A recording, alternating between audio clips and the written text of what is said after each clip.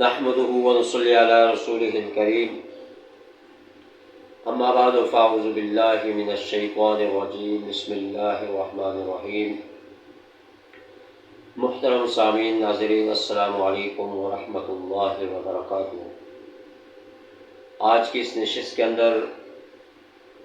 پیغمبر صلی اللہ علیہ وسلم کی ایک حدیث مبارکہ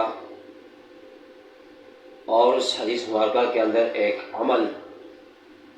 جو فقر و فاقہ کو ختم کرنے کے لیے ہے۔ حضرت عبداللہ بن مسعود رضی اللہ تعالی عنہ ارشاد فرماتے ہیں،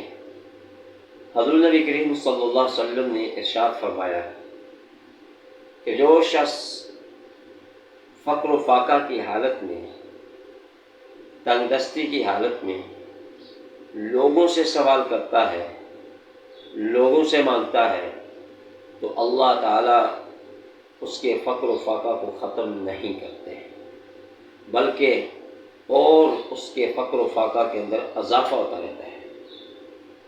فرمایا کہ جو شخص تنگی کی حالت میں، فقر و فاقہ کی حالت میں اللہ سے مانگتا ہے،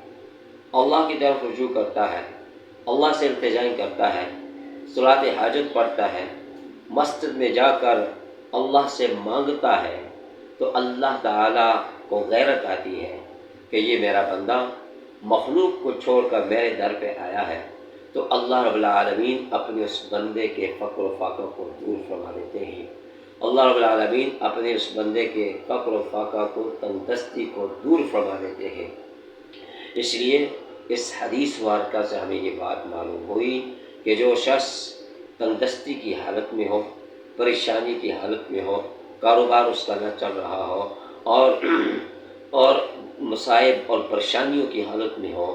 اس وقت اگر وہ اللہ کی طرف رجوع کرتا ہے، اللہ سے مانگتا ہے، اللہ سے صلاۃ حاجت پڑھ کر دعائیں التجائیں کرتا ہے، اور وہ مسنون دعائیں جو احادیث مبارکہ کے اندر رزق کے متعلق آیات آئی ہیں یا احادیث مبارکہ آئی ہیں، وہ کلمات، وہ وظیفے، یہ بھی گویا کہ اللہ کی طرف رجوع کا ایک ذریعہ ہے، سبب ہے۔ تو جو شخص ان اسباب کو اختیار کرتا ہے اور اللہ کی طرف رجوع کرتا ہے، تو اللہ رب العالمین اپنے اس بندے کو عزتوں سے بھی نوازتے ہیں، اس بندے کے کاروبار کے اندر بھی اضافہ فرما دیتے ہیں، اپنے اس بندے کے رزق کے اندر بھی اضافہ فرما دیتے ہیں، اور کبھی زندگی بھر اس بندے کے گھر کے اندر کبھی فقر و فاقہ نہیں ہوگا جو اللہ سے مانگے گا۔ دعا فرمائے کہ اللہ رب العالمین ہم سب کو جو کچھ حاصل اس پر عمل کرنے کی توفیق عطا فرمائے۔ وآخر دعوانا ان الحمد للہ رب العالمین۔